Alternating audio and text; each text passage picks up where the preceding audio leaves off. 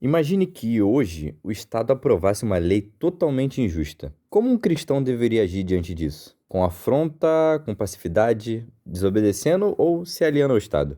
Bom, em Romanos 13, o apóstolo Paulo é claro que devemos nos submeter às autoridades instituídas porque foi Deus que colocou ali para julgar o mal. Diante desse texto, será que desobedecer ao Estado é sempre desobedecer a Deus? Eu sou arriscado e hoje eu quero discutir com você uma perspectiva cristã sobre a obediência e a desobediência aos governos.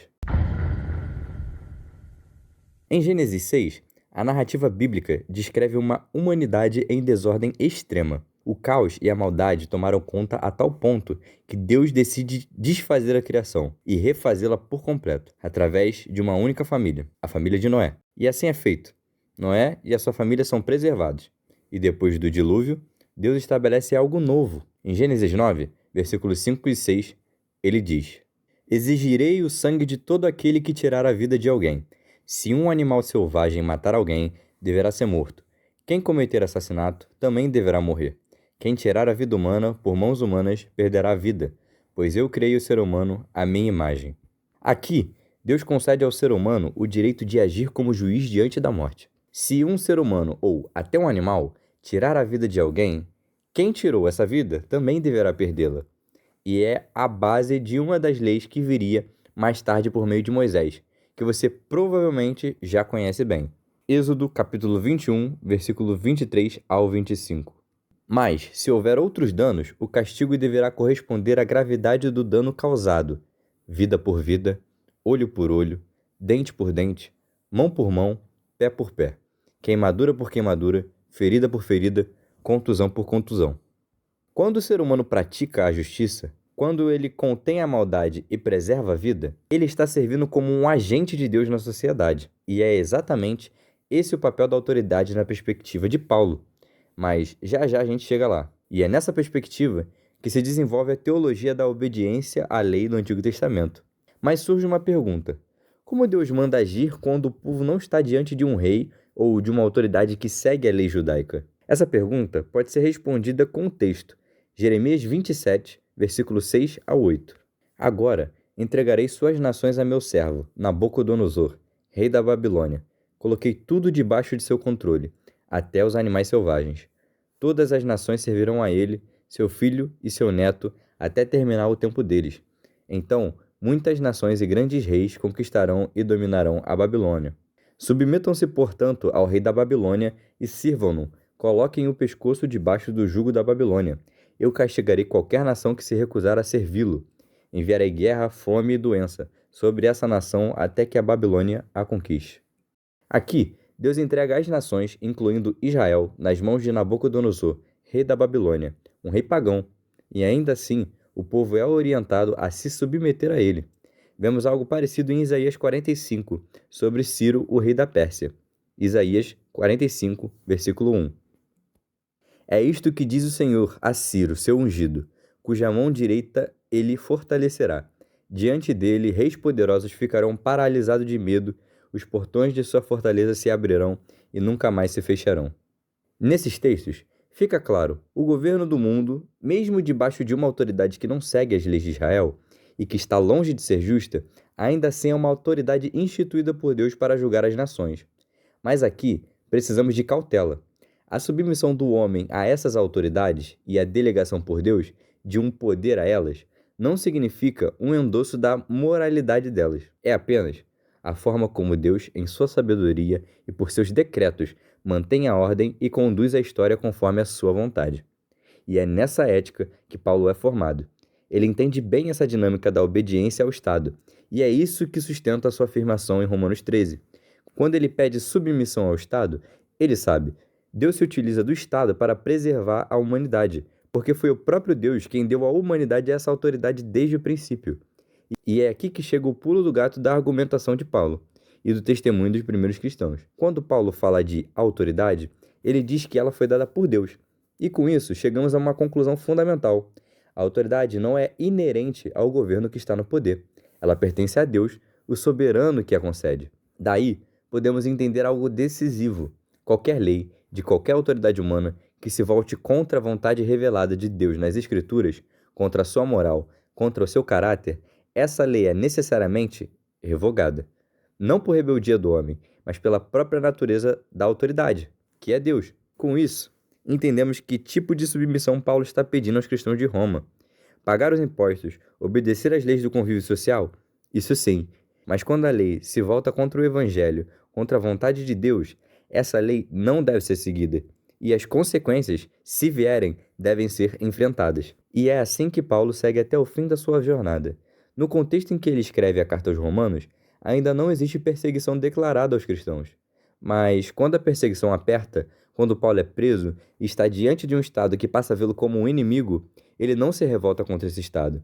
Ele se torna uma testemunha, um mártir decapitado, no ano de 64 d.C. E não é só na perspectiva de Paulo que enxergamos isso.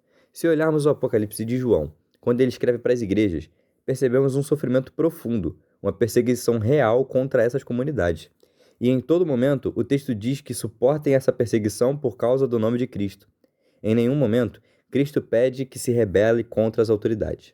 Apocalipse capítulo 2, versículo 3. Sofreu por meu nome com paciência, sem desistir. Apocalipse capítulo 2, versículo 10. Não tenha medo do que você está prestes a sofrer. Seja fiel até a morte, e eu lhe darei a coroa da vida. Apocalipse 13, 10. Quem estiver destinado à prisão será preso. Quem estiver destinado a morrer pela espada, morrerá pela espada. Isso significa que o povo santo deve ser perseverante e permanecer fiel. Desse modo, os cristãos do Novo Testamento, em meio à perseguição e ao confronto com o Estado, são levados ao martírio, não pela revolta, mas pela desobediência às leis e morais do imperador, mesmo ele sendo uma autoridade instituída para dar ordem, porque eles estão debaixo de uma autoridade maior, Jesus Cristo. Se César é o Senhor, Jesus Cristo é o Senhor dos Senhores. Bom, parece que já destrinchamos grande parte do tema, mas ele não está completo.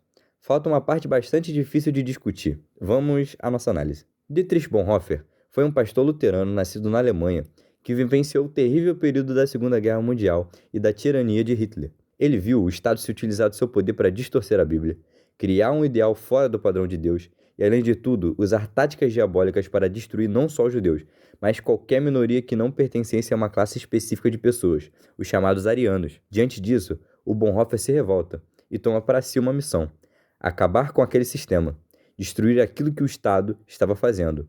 Mas como? Entrando em um plano para assassinar Hitler. A missão não teve sucesso. Bonhoeffer foi preso e poucos dias antes da guerra terminar, no dia 9 de abril de 1945, ele foi enforcado pelo Estado nazista. Ele deixou, no entanto, um legado enorme sobre a atuação do cristianismo diante desse tipo de governo. E com essa história toda, você deve estar se perguntando, mas não era para não se rebelar contra o Estado? Não era para ser testemunha até o fim? Bom, vamos tentar colocar cada coisa no seu lugar. Primeiro, vamos analisar o contexto de Paulo. Ele está em uma sociedade pagã, sendo perseguido por desobedecer ao Estado e obedecer a Deus. A sua insubmissão está dentro do escopo da verdade do Evangelho, assim como a de todos os cristãos da sua época. O Bonhoeffer, no entanto, não está na mesma posição. Ali, vemos um líder político usando seu poder para praticar injustiça, sendo um instrumento de discórdia e maldade. Isso não é o mesmo do que Nero ou Domiciano, que perseguiam os cristãos alegando que eles eram a causa do mal de Roma. Hitler faz o oposto. Ele destrói os seres humanos por interesses políticos, ideológicos e tirânicos. São dois contextos totalmente diferentes quanto ao propósito da maldade. E quando nós, cristãos, somos colocados diante desse tipo de situação, olhamos para a Bíblia por completo e não encontramos, em lugar nenhum, Deus se alegrando com pessoas inocentes sendo mortas injustamente. Pelo contrário, a literatura de sabedoria da Bíblia diz, Provérbios 24, 11, 12. Liberte os que foram injustamente condenados a morrer. Salve-os enquanto vão tropeçando para a morte. Não se desculpe dizendo, não sabia o que estava acontecendo. Lembre-se que Deus conhece cada coração. Aquele que zela por sua vida sabe que você estava ciente, e ele retribuirá a cada um conforme as suas ações. Bonhoeffer olhou para a Alemanha nazista e entendeu que Romanos 13 não se aplicava ali, porque aquele Estado tinha deixado de ser uma autoridade para cuidar do ser humano e tinha virado um assassino em série. Ele deixou uma frase que entrou para a história da teologia.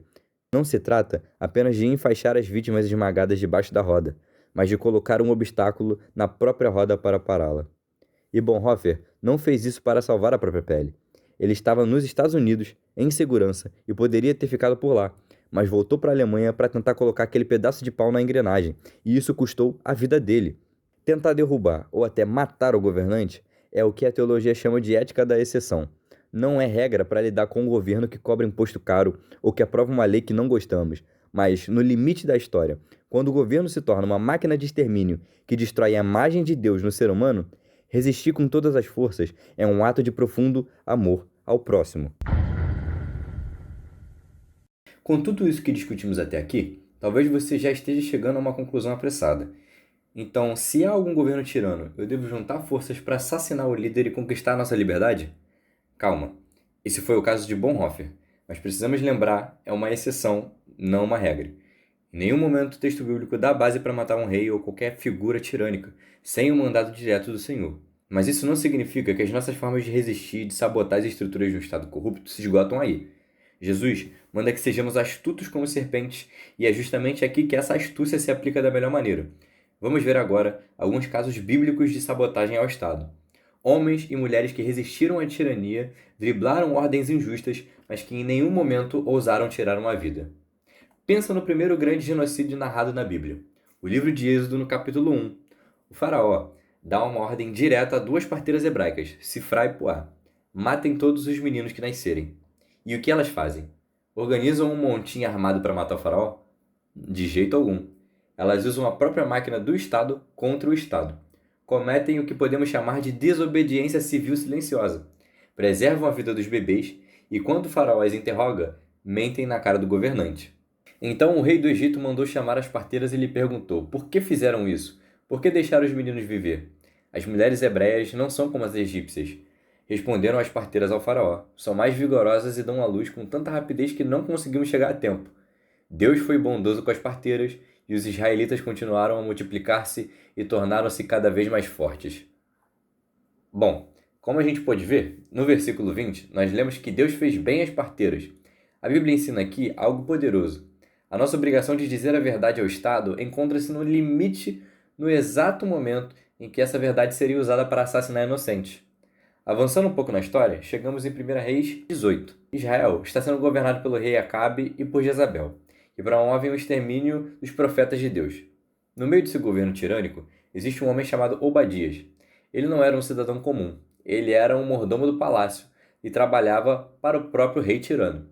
E o que Obadias faz? Ele usa sua posição de poder, a sua logística e o seu próprio dinheiro para sabotar o extermínio. Esconde 100 profetas em cavernas, sustenta cada um deles com pão e água na clandestinidade. Obadias não envenena Acabe, não assassina Jezabel, mas usa sua infiltração dentro do Estado corrupto para financiar a sobrevivência dos inocentes. Isso também é uma resistência ativa. E se formos para o Novo Testamento? Em Atos dos Apóstolos, no capítulo 4 e 5, o Sinédrio, a autoridade religiosa e civil judaica, proíbe expressamente que os apóstolos falem em nome de Jesus, e o Estado impõe uma censura aos apóstolos.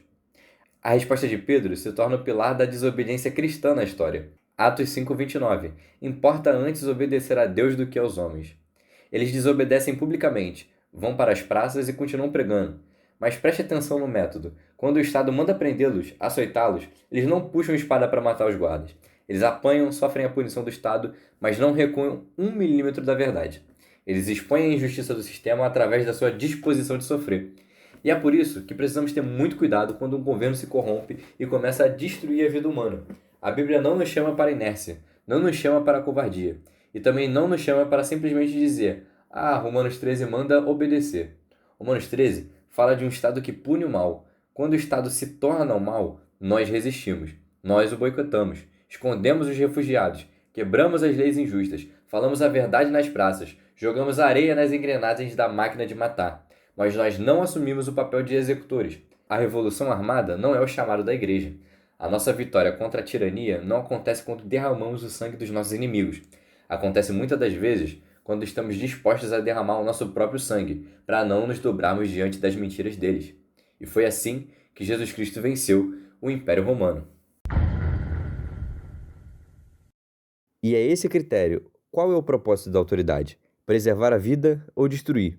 É isso que nos ajuda a pensar os nossos desafios de hoje em dia. Porque a afirmação nunca foi: O Estado errou, então eu posso me revoltar. Todo Estado erra. Toda autoridade humana, em algum grau, falha, é injusta e comete abusos. Se esse fosse o critério, nenhum cristão jamais deveria pagar imposto, obedecer à lei de trânsito ou respeitar uma sentença judicial. A pergunta que deve ser feita é a seguinte: essa autoridade ainda está cumprindo o propósito para o qual Deus instituiu?